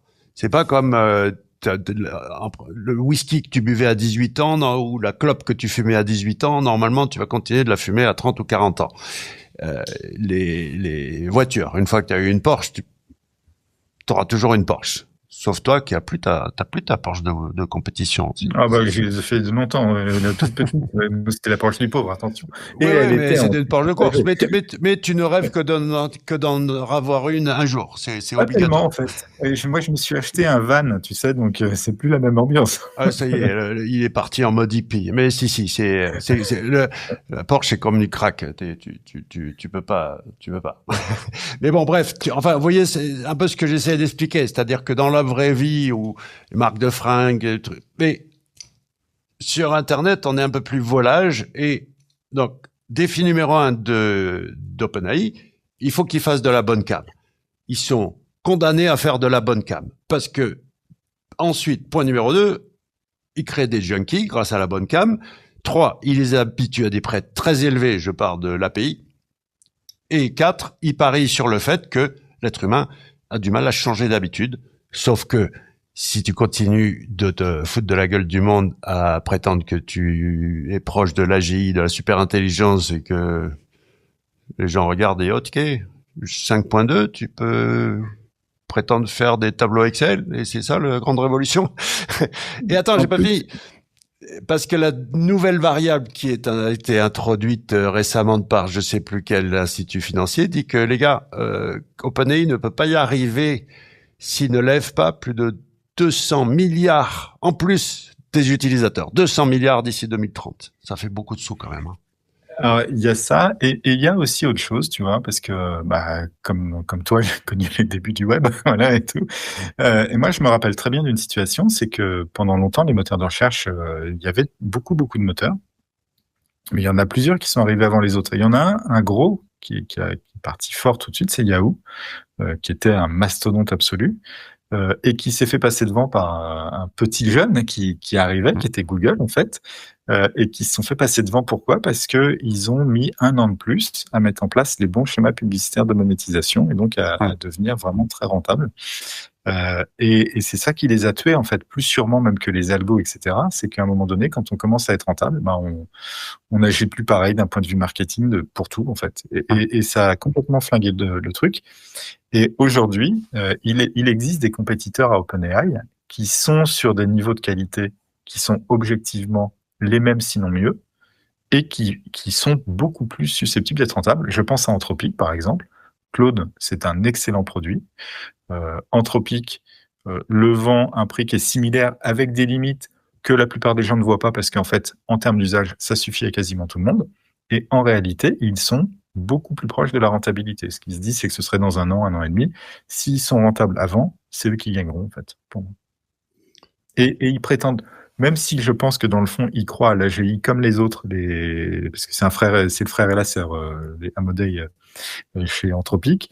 Je pense qu'ils y croient comme Sam Altman, mais ils se taisent beaucoup plus. Ouais. Et donc, voilà, ils sont plus discrets et je pense qu'ils ont plus de chances d'y arriver à cause de ça. Deux remarques. Un, il y a quand même le père Google. C'est plutôt balèze tout ce qui sort.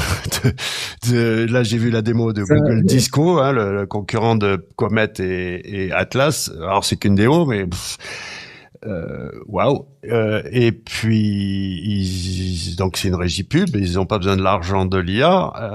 Et surtout, Sam Altman est un vrai sale type. Son côté sombre, c'est un menteur, bref. Je suis pas sûr qu'il faille chercher non plus une énorme vertu chez Google, comme on a pu le voir avec tous les procès et tout, mais en termes de personnification, Sam Altman y fait fort, effectivement. Non, mais c'est pas. Après, tu sais, il y a des mecs. J'avais Zuckerberg, j'ai jamais eu confiance en Zuckerberg, et il s'est pété le genou.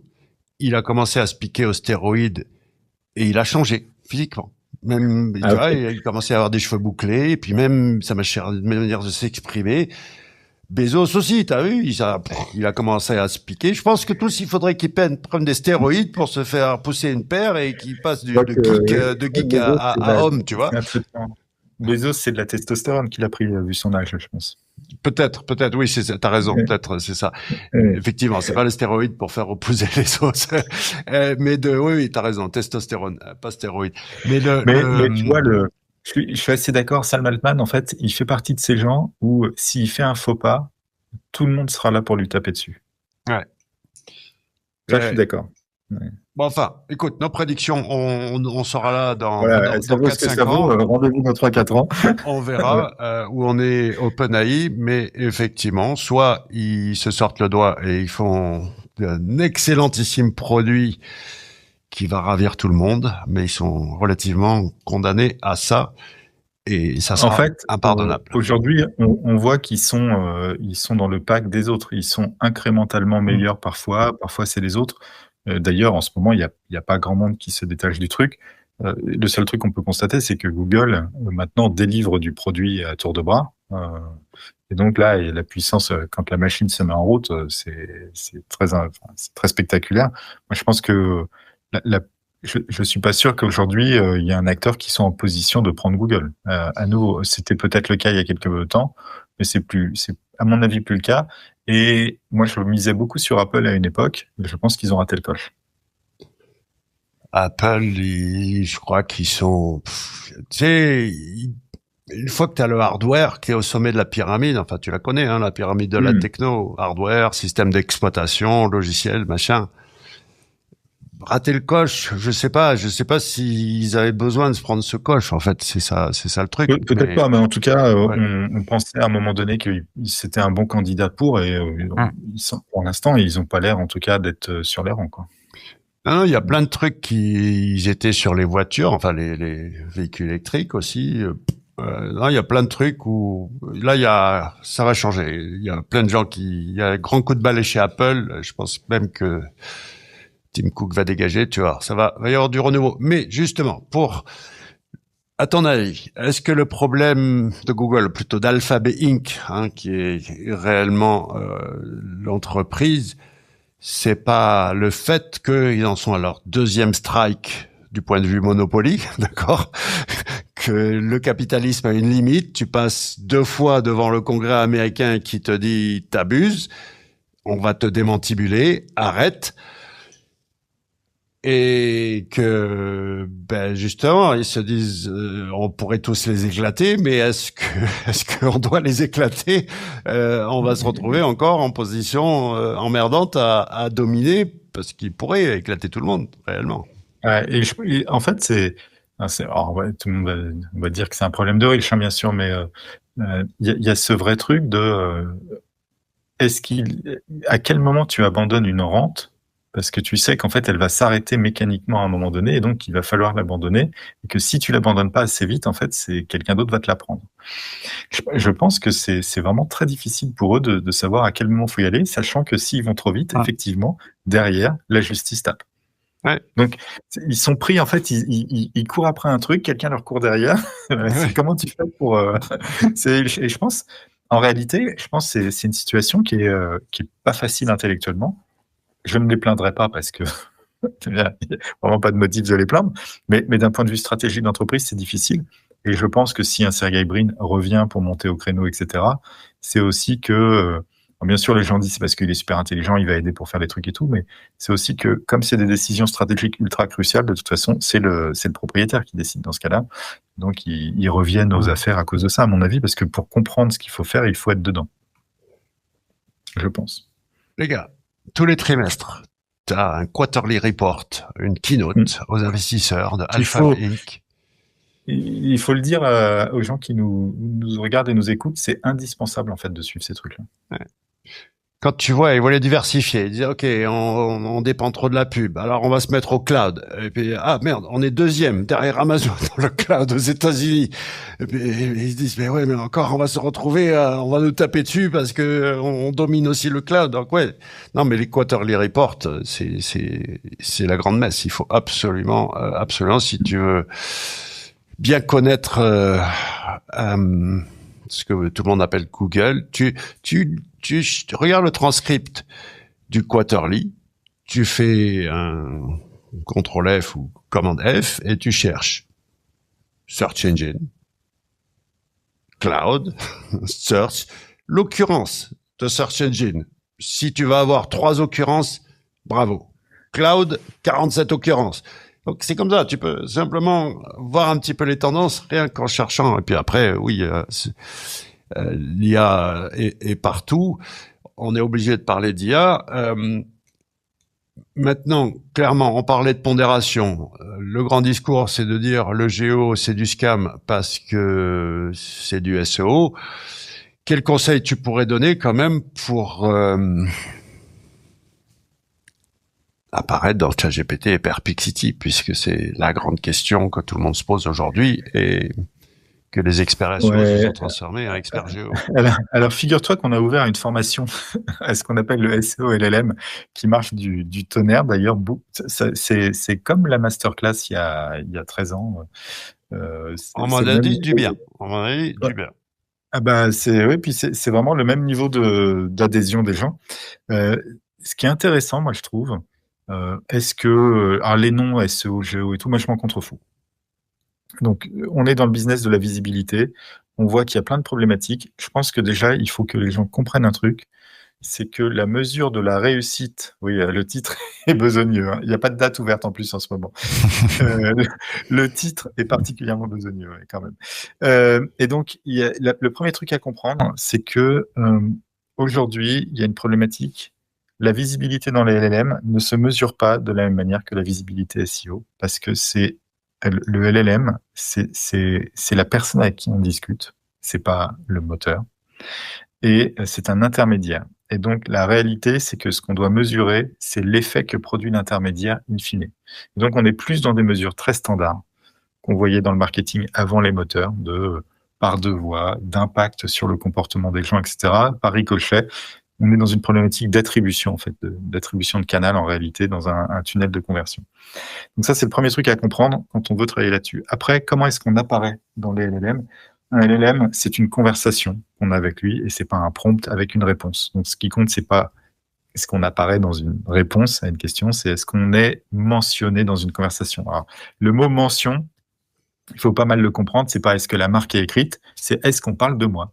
C'est-à-dire, si à un moment donné, je parle avec un autre SEO dans un event, un apéro SEO, et que le mec me dit ah putain le boulet qui habite en Andorre, tu sais le mec avec son chapeau, j'ai entendu un truc, il a dit ci, il a dit ça.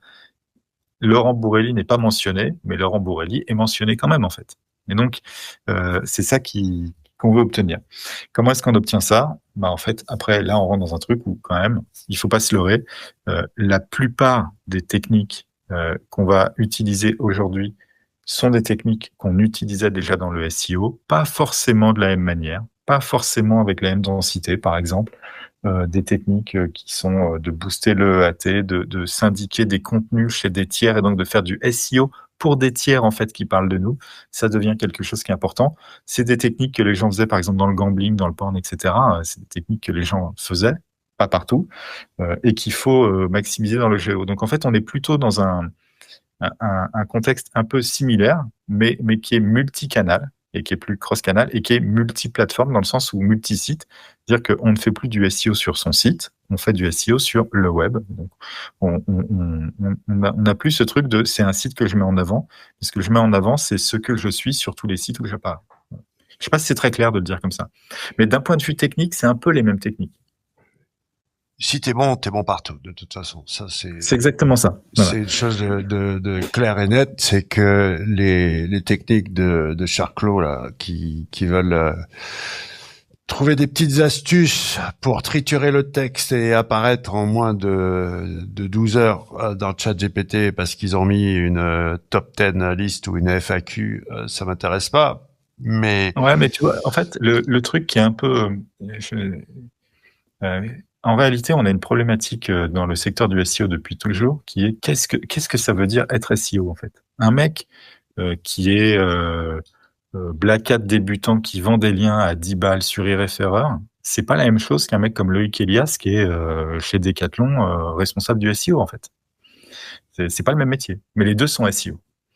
Et c'est vrai que quand on parle du GEO, les gens parlent beaucoup de petites techniques et de petites astuces. Ce sont des gens dont le métier au jour le jour en tant que SEO, c'est de faire ces petites techniques, ces petites astuces dans des agences et des petites mains du SEO. Le métier de GEO, c'est un métier de visibilité multi-site, multi-canal. Donc, c'est de la stratégie. C'est plus le même métier. C'est les mêmes techniques, c'est plus le même métier. Tu te rappelles quand tu te moquais de moi parce que je disais le cocon sémantique est quantique et multiverse.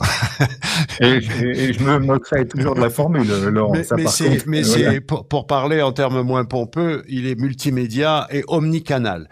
La différence entre multicanal et omnicanal, c'est que c'est justement du cocon sémantique au travers de tous les actifs numériques. Mais tu sais que dans la formation, on met la petite séquence blagounette, bien sûr. On parle de, alors moi je dis le carpet bombing, et je dis, et on revient aux idées de Laurent Bourrelli qui n'avait peut-être pas tort finalement, tu vois. Et t'as garanti, toute la salle rigole. Le truc est que, bien sûr que j'ai toujours raison, parce que là, le problème c'est quand on a tous les deux raison et qu'on ne dit pas la même chose. Je me tape le cul par terre parce que, ok, je suis connu pour être SEO, mais j'ai quand même démarré par le branding en 1994, fabriquer des marques. Et que là, quand je vois que c'est l'immaculée conception, branding, ça y est, c'est le nouveau truc, là maintenant. Mais c'est normal, Laurent. Les jeunes, ils arrivent. Ils n'ont pas connu la période avant. En fait, le SEO est devenu quasi uniquement technique en France. Je pense vers 2010-2012, donc ces eaux-là. Et beaucoup de SEO actuels, et même pas si jeunes que ça, hein, parce que ceux ont eu comme héros que des gens qui faisaient des astuces techniques, etc. Et donc, ils connaissent pas le reste, tout simplement. Mais comment ça se fait que le niveau est devenu tellement bas du point de vue, alors bas globalement, ça c'est clair, mais aussi du point de vue de l'intérêt pour les algorithmes, de cette passion qui nous a animé toute une génération. Où on était vraiment Alors, dans la matrice. ouais, j'ai un point de vue là-dessus, alors mais tu pourras me dire que je me trompe, hein, c'est pas. Je pense qu'en nombre absolu, en fait, il y a toujours à peu près le même nombre de personnes qui sont intéressées par ces aspects algorithmiques, etc. Mais la communauté s'est vraiment beaucoup étendue. Et le SEO est victime de son succès, en fait.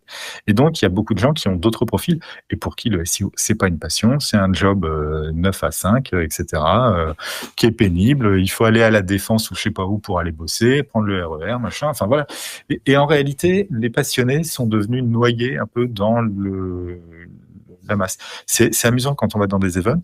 Tu vois, moi, je suis allé au SEO Summit, Elliot et Alex, avec le SEO Summit, c'est une réussite. Ils sont 650 personnes qui sont venues. C'est quand même un bel event pour le public français, etc. Il y avait un public de passionnés et il y avait un public beaucoup plus large, en fait. Et c'était amusant de voir, voilà, ces deux groupes complètement différents qui, pour la première fois, se voyaient. D'ailleurs, c'était assez drôle. Et je pense qu'en réalité, le public passionné, il existe toujours, sauf qu'on le voit moins parce qu'il est noyé dans le reste, et que sur les médias qui sont maintenant utilisés pour parler du SEO, que ce sont LinkedIn, que ce sont TikTok, etc., c'est pas ces gens-là qui ont la voix qui porte le mieux. Ouais. Et c'est comme ça, en fait. Voilà. Ouais, bon, après, c'est ça, hein, on va pas, c'est l'évolution, je ne juge pas, je ne fais que constater. Maintenant, on a un petit peu fait cette industrie, on est un petit peu responsable de pas mal de choses, et après, effectivement, on passe la main, mais comptez sur moi. Là, je me suis amusé, j'ai beaucoup parlé IA, je vais commencer à ouvrir ma gueule sur ce que je pense, le géo, notamment du géo, parce que regardez les gars, je me suis mis donc temporaire, hein, ce que un expert géo sur LinkedIn ne vous dira pas. Recommander, je sais pas, 5 vendeurs de vélos à Rouen.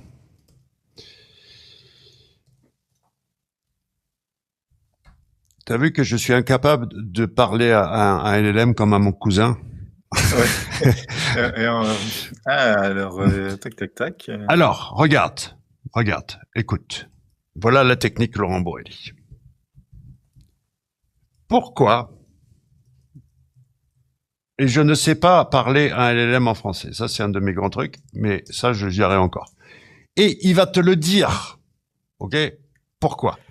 Donc maintenant, c'est là où ce que veulent pas entendre les gens, c'est que il va peut-être falloir faire ça. Il va peut-être falloir mettre en avant. Oui, mais je le fais. Alors tu le mets pas assez en avant pour faire que et puis des fois ça dépend qu'un truc. Il est que dans un annuaire, tu vois, et t'y es pas dans l'annuaire, toi. Et etc. T'as pas. Donc des fois c'est super simple, hein, c'est même qu'une question bien souvent d'annuaire, mais au minimum ou alors si on va aller sur la fameuse question de on va pas mettre meilleur, les consultants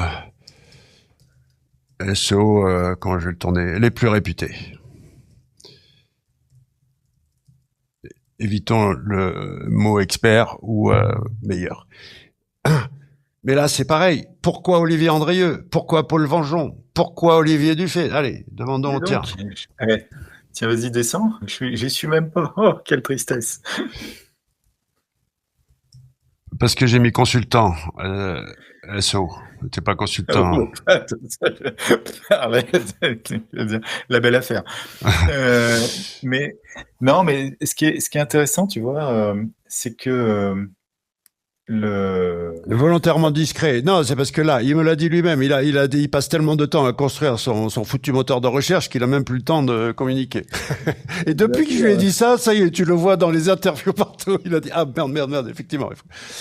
Expert d'expert plutôt que Ouh, c'est joli. T'es un expert d'expert. C'est le professeur SEO, n'oublions pas. C'est de la méta-expertise. Ah ben oui.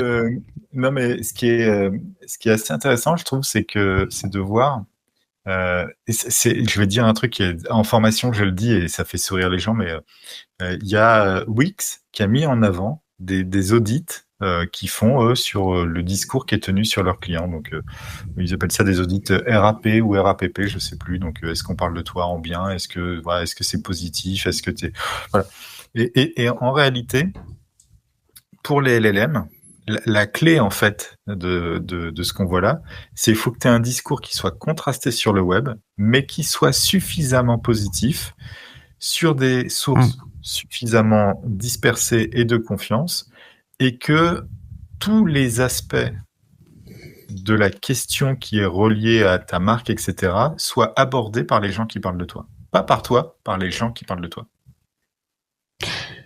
C'est très intéressant ce que tu dis, et je vais rebondir là-dessus. Mais t'as vu, puisqu'il me l'a proposé, de nous comparer.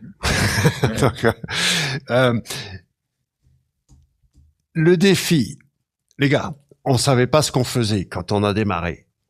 On nous a dit, j'ai dit, Sylvain, viens dans mon podcast. Il a dit, écoute, je sais pas ce que c'est qu'un podcast, mais je viens. Après, on nous a dit, venez parler en conférence. On a dit, on sait pas faire de conférence, mais on vient volontiers. Et en fait, la difficulté, et tu le fais encore, aller à SEO Summit. Du point de vue business, si tu vas, moi j'ai bien vu, comment s'appelle le truc à Lyon là? Alors, il y en a plusieurs, mais les Wizards. Non, le truc massif là, web, je sais plus quoi. Bref, un énorme événement, et je me rappelle la keynote dans un méga auditorium. Bref, les événements web. Je vois à Strasbourg, tous les ans je vais à Strasbourg, Biz and Buzz, c'est des agences de communication, donc on savait pas ce qu'on faisait, ce qui fait qu'il a fallu qu'on devienne excellent, remarquable, dans le sens de se faire remarquer auprès de nos concurrents, d'autres SEO, même si toi t'étais le professeur SEO, en tout cas pour moi. Si je devais le refaire aujourd'hui, chers confrères SEO qui m'écoutent, moi je te dis, va plutôt dans les événements web plutôt que les événements SEO. Tu vas signer des devis sur place. Mais c'est même plus difficile. En fait. on les voit surtout sur LinkedIn. Sur LinkedIn, souvent, je vois passer des gens qui sont ou chez l'annonceur ou des agences dites 360, puisque c'est le terme maintenant dont on n'entend jamais parler. En fait, ils ont des boîtes qui marchent super bien et qui ont une très belle notoriété, et je pense qu'ils travaillent très très bien, et effectivement, qui sont beaucoup plus insérés dans un public, alors souvent plus liés à des CMS particuliers, etc. Ouais. On trouve beaucoup ça quand même. Mais voilà, c'est un bon moyen de faire du business. Après, les confs SEO entre SEO, c'est pas... En réalité, c'est toujours marrant de se dire, c'est comme si un boucher allait à une conférence entre bouchers pour vendre de la viande, quoi.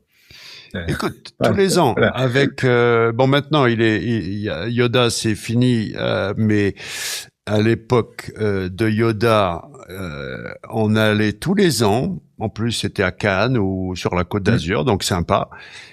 Le truc sur le tourisme.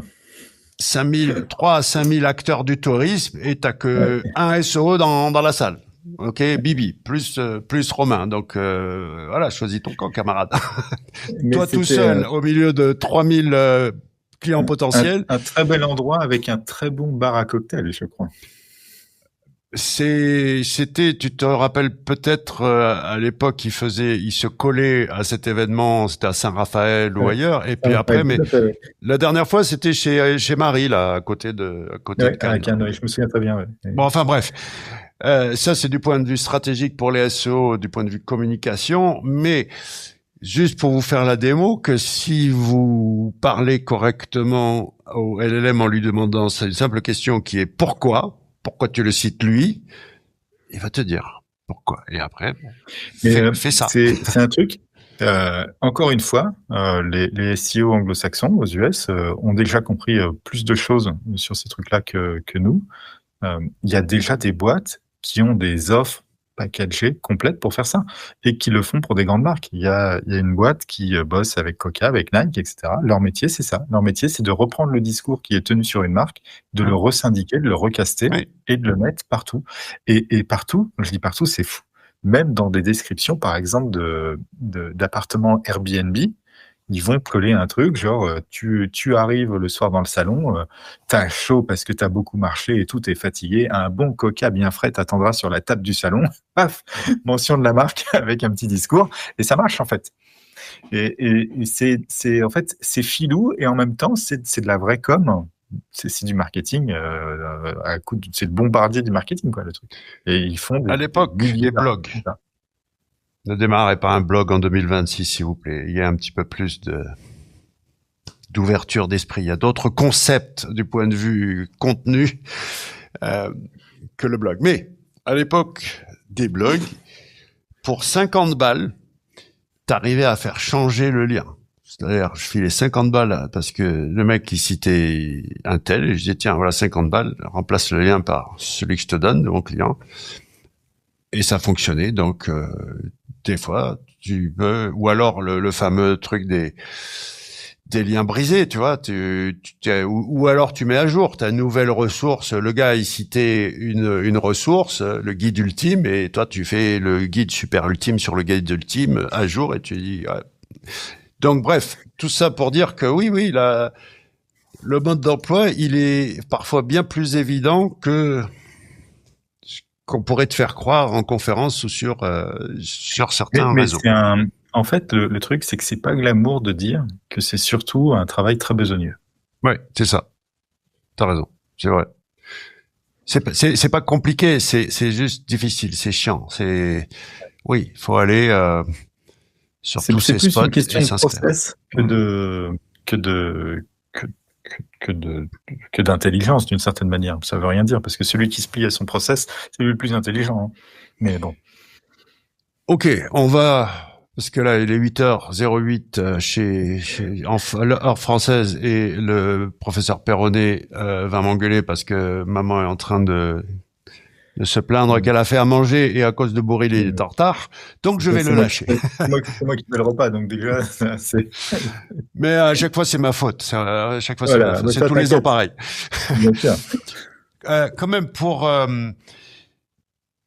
pour prédire un petit peu ce qui va se passer en 2026 du point de vue du SO, on a compris multimédia, multicanal, omnicanal, multimodal, peu importe. Mais c'est surtout que cette approche-là, tu te rends compte que en 2026, Sylvain Perronnet vient juste de se mettre à TikTok, que j'écoutais les 5 experts chez Elliott et que les gars ils savaient même pas combien ça coûte en com TikTok Shop, que elle est où la discussion même sur Google Lens, 20 milliards de recherches mensuelles, ils sont où les mecs qui expliquent comment être présent dans la recherche visuelle, recherche par réalité augmentée de Google Lens, etc., etc., etc. Ce que je reproche au SEO, c'est de s'occuper du texte. Vidéo, bah, c'est trop chiant, caméra, tout ça. Bon, mais même pas je les pense que images. c'est très révélateur du profil des gens dans le SEO. C'est des gens qui s'intéressent plus à un aspect technique particulier au but qu'il y a derrière. Et pour terminer, quand j'ai posé tout à l'heure la question de la qualité et que Sylvain nous a parlé de faut intéresser les gens, machin. Au final, avec le recul, là, quand tu vois, même si tu as eu un peu un coup de pouce, le professeur SO, je sais pas qui l'a inventé, si c'est pas moi, la formule de te taguer comme ça. C'est probable. mais après, encore une fois, ça fait des décennies, donc j'ai un peu la formule facile. Mais moi, je dirais, c'est le boss de YouTube, qui est boss de YouTube depuis 18 ans, qui m'a fait tilter ça. Le gars, il dit, vous avez rien compris. Oui, on est plus gros que Disney et Netflix rassemblés. On produit X millions de vidéos à la seconde. Mais ce que vous comprenez pas, les gars, c'est qu'il y a plus de demandes que d'offres. Sur YouTube, qu'est-ce que ça veut dire? Ça veut dire que c'est tous les mêmes. Et que la seule difficulté qu'il y a aujourd'hui, c'est d'aller all-in sur ce que tu es et d'être finalement unique et d'arrêter de se cacher derrière ce site PowerPoint qui pue le plastique, de faire un petit peu différent. Moi, je suis juste un mec qui parle IA à mon cheval, par exemple, tu vois. Voilà, c'est un clairement nouveau prodigue et de dire, moi, mais tu pas, surtout n'écoute pas ce que je dis, ne crois pas un mec qui parle IA à un cheval, tu vois. Mais c'est en fait c'est la nouvelle com maintenant. Les jeunes d'ailleurs maîtrisent très très bien ça, beaucoup mieux que nous. Ouais, mais c'est parce qu'il y a eu cette facilité de se cacher derrière la page web, l'anonymat, et que là, effectivement, tous ces sites en plastique fabriqués avec GPT-4 et puis avec ces faux profils machin. Là, le revers de la médaille est que aujourd'hui, ouais, c'est ceux qui vont être différents. L'exposition fonctionne aussi. Hein. Les gens s'exposent plus qu'avant. Enfin, pas tous, ouais. mais. Mais regarde. Je vais conclure vite fait là-dessus. Ma théorie, hein, j'en sais rien. Je suis juste un mec qui parle à son cheval. Mais les réseaux sociaux, on est dans la troisième phase des réseaux sociaux. La première phase, le cost to entry, c'était pas une question d'argent, c'était question de volonté. Il fallait un peu du matos, fallait être précurseur pour faire du YouTube en 2007 ou du Facebook à cette époque-là. Ensuite est arrivé CapCut, d'accord, facilité d'édition, les smartphones sont devenus de super bonne qualité. L'explosion, le coût à l'entrée a baissé. Aujourd'hui, c'est pas un problème IA ou pas IA, bien au contraire. Aujourd'hui, c'est l'avènement de véritables talents, de véritables professionnels, de gens qui sont effectivement là, ils savent de quoi ils parlent, ils savent ce qu'ils font, ils prennent ça au sérieux. C'est plus des branleurs et peu importe leur âge. Là, on voit parce que le talent, ça se travaille. Et j'ai l'impression que, pareil aussi, enfin, pour la visibilité au sens large ou le SEO, peut-être qu'il est temps de bosser un petit peu comme il faut. C'est pas ça. Moi, je trouve ça amusant parce que j'aime bien, donc depuis que je fais un peu de TikTok et tout, je regarde bien sûr ce qui se passe sur ces trucs-là.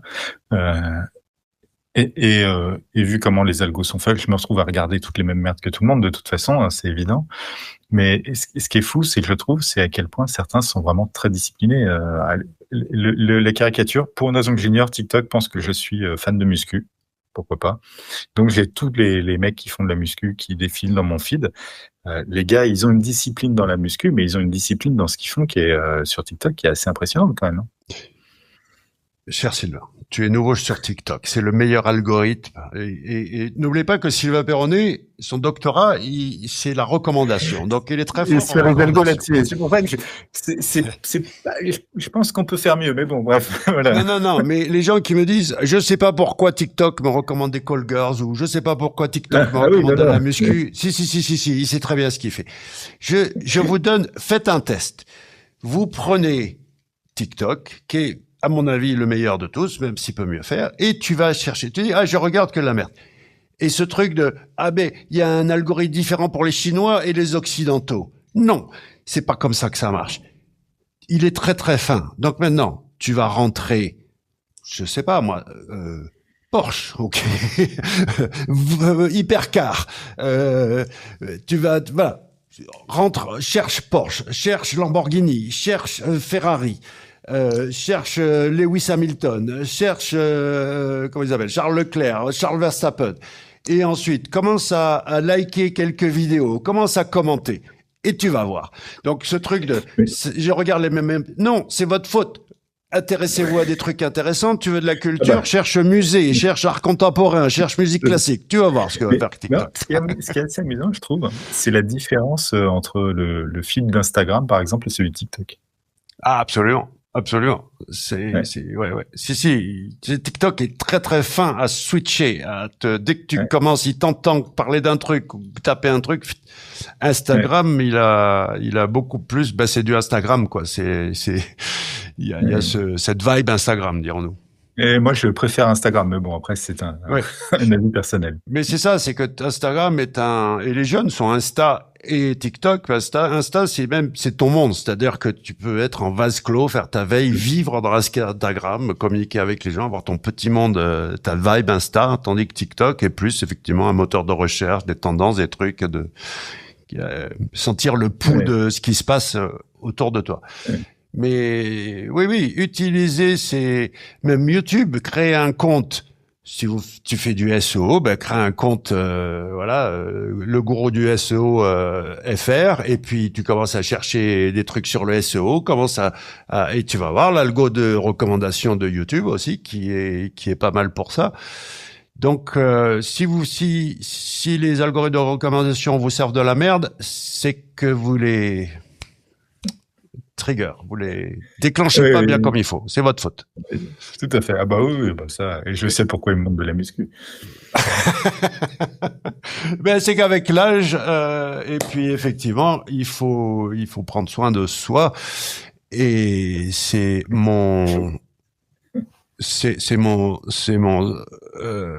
ma parole finale ou Ton mot de la fin. mon mot de la fin. Et ma fille, qui des fois m'écoute, me dit, papa, pourquoi tu dis toujours pour résumer et après c'est reparti pour 3 heures. Elle te connaît bien, hein. Ouais. Euh, donc le mot de la fin est que au final, c'est le boulot. Oui, il faut faire du TikTok. Oui, il faut faire du Insta. Oui, il faut faire du YouTube. Mais je crois qu'il y a un problème là de santé mentale, de ce que j'appelle la paralysie vibratoire, des symptômes qui ressemblent étrangement à l'hyperactivité, aux troubles de l'attention que je vois chez les entrepreneurs, que je vois plus particulièrement dans les entrepreneurs dans l'IA. Donc prenez soin de vous parce que la paralysie vibratoire où tout va trop vite là et tu t'arrives pas à avancer, t'es distrait, t'es dispersé. J'ai des petites recettes pour ça, mais mon hack numéro 1, est-ce que tu le fais, Sylvain? Tu vas chercher Boredom et Harvard dans YouTube et tu vas tomber sur la vidéo d'un professeur qui va te plaire parce que tu as besoin de t'ennuyer.